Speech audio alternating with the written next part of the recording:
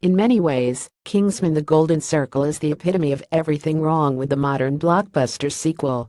On its own, it isn't a good film, but it's a harmless one, a series of weightless stylized action sequences, complete with manufactured third-act tension, and a perfunctory attempt at social commentary.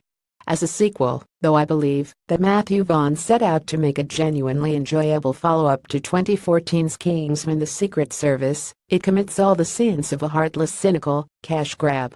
It's bigger, but only in superficial ways.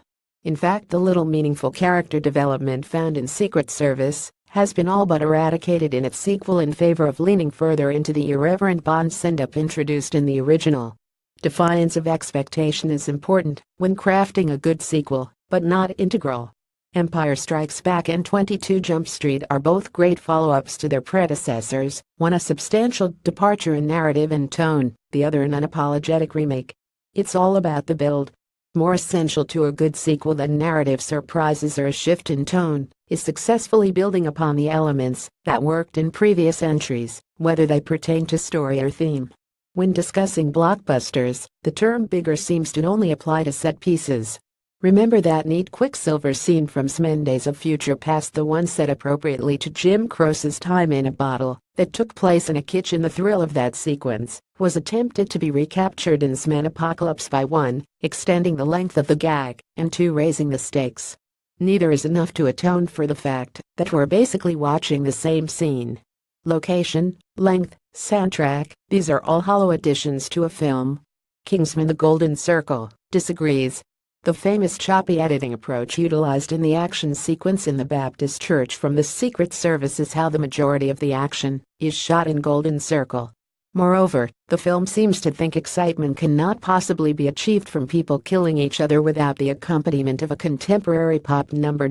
You know what, this scene featuring a guy getting bludgeoned to death by another guy with a coat rack needs a little Abba. The tech and weaponry are more akin magic than gadgets, even playing by spy trope rules.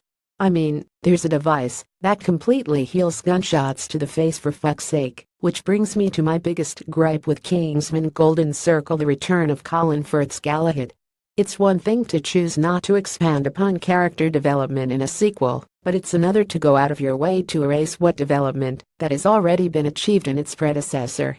Galahad's death not only informs Eggie's growth, it's the catalyst for it. The lazy reasoning for his return notwithstanding, Colin Firth appearing in anything more than flashback sequences completely undermines Eggie's arc from Secret Service. Golden Circle feels hollow because of this. It's burdened by this dreadful feeling of, what is this all for? Bigger set pieces don't mean anything if the characters, at their center, are interchangeable. Without development, Eggsy is just actionment.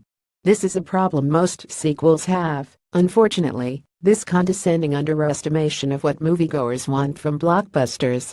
Popcorn munchers are the smartest and the most disillusioned that they've ever been. Hollywood needs to do better.